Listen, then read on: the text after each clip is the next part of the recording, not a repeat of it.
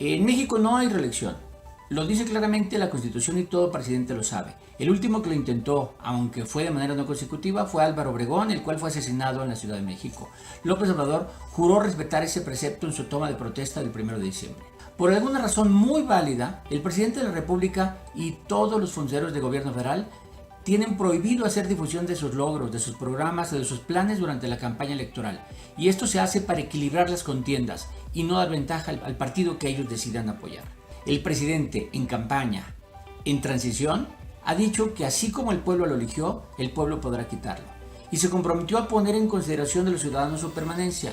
Su propuesta inicial era hacerlo cada 2 años y después cambió para hacerlo cada 3, argumentando razones de economía al hacerse junto con la elección federal de 2021.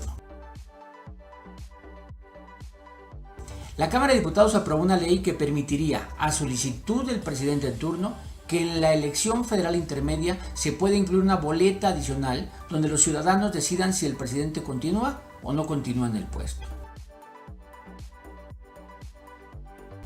El efecto inmediato, sin discusión, será que el presidente López Obrador puede estar en campaña en 2021 para pedir la ratificación. No importa si lo hace en medios, en declaraciones, en la mañanera o en eventos públicos. No importa si solo hace apología de su gobierno, de su persona, o si nos habla de lo malo de los gobiernos pasados.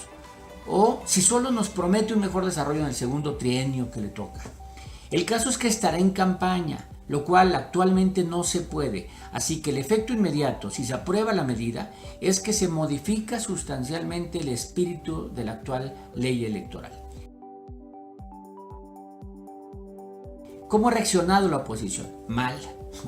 Han salido a declarar y a difundir que en el fondo de la propuesta está la intención del presidente de reelegirse en el 2024. Ese ha sido el punto central de su reacción. Que no es una revocación, sino una ratificación de mandato, ya que en ningún lugar es el mandatario quien solicita esa consulta, sino ciudadanos que desean su renuncia. Este no es el caso. Que el país se pone en riesgo en caso de que el resultado fuera la renuncia del presidente. Si el resultado es vete presidente, pues hay un riesgo de inestabilidad, de no seguir planes, de quién queda, de cómo queda, de qué se hace en ese corto tiempo. Que se introduce un elemento de iniquidad en las contiendas del 2021 en la que no solo se elegirán muchas gobernaturas y 500 diputados, sino más del 90% de las presidencias del país. Ese es el punto central para mí. Los argumentos de sus simpatizantes. Los simpatizantes del presidente, particularmente los miembros de Morena, argumentan que la oposición exagera en sus argumentos y que simplemente es una medida de empoderar al ciudadano, darle oportunidad de que así como elige un gobernante, tenga oportunidad de quitarlo cuando es mal presidente. Incluso aprovechan y mencionan a Peña Nieto y a Salinas sin recordar que este presidente tenía inmensa popularidad en 1991 cuando su partido arrasó en las elecciones intermedias. Utilizan para ello a la misma Constitución que le da facultades al pueblo para poner o para cambiar regímenes.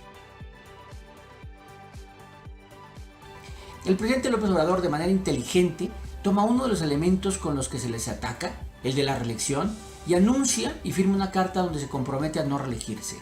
Realmente yo lo creo. Pienso que nunca ha sido su intención y que era innecesaria esa carta.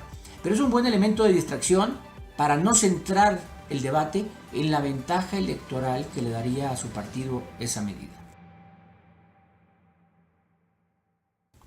Y por último, en mi opinión, la propuesta que ya fue aprobada en la Cámara de Diputados no será aprobada por los senadores según la postura pública que han expresado.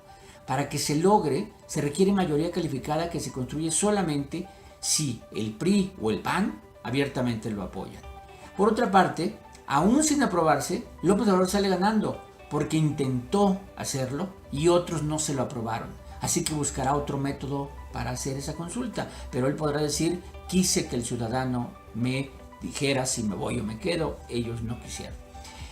Para que todos queden contentos, esta revocación de mandato podrá hacerse en 2020 sin problema. No hay ese año ninguna elección de gobernador, no se eligen diputados federales y son muy pocas las presidencias municipales con comicios. Todo eso hace que pueda hacerse en ese año y en cualquier mes de 2020. Si no es en ese año, ya es muy difícil que en el 2022, donde hay muchas elecciones a gobernador, o en el 23, que ya estaremos previo a las elecciones presidenciales. Mi recomendación es que si lo quiere hacer, que lo haga en el 2020. Si no se le permite al presidente solicitar una consulta oficial, él puede hacerlo por muchos métodos, desde una consulta informal como la que hizo para el aeropuerto, para los proyectos productivos o para la termoeléctrica de Morelos. Si no lo hace así, puede hacer encuestas, sondeos telefónicos o votación digital en algún sitio acondicionado para ello. No me gusta la propuesta. Entiendo su espíritu, pero creo que en este caso la sociedad está agraviada y ya existen métodos para pedir la renuncia del presidente si está agraviada. Es decir, si la sociedad se enoja y está muy enojada con el presidente, hay otros métodos para que el ciudadano solicite esa revocación de mandato. López Obrador, el presidente que siga y sea del partido que sea, deben gobernar por todo el periodo para el que fueron electos. Incluso estoy dispuesto a escuchar debates sobre la conveniencia de la reelección, como en otros países, la segunda vuelta electoral, la reducción del tamaño del Congreso y muchos otros.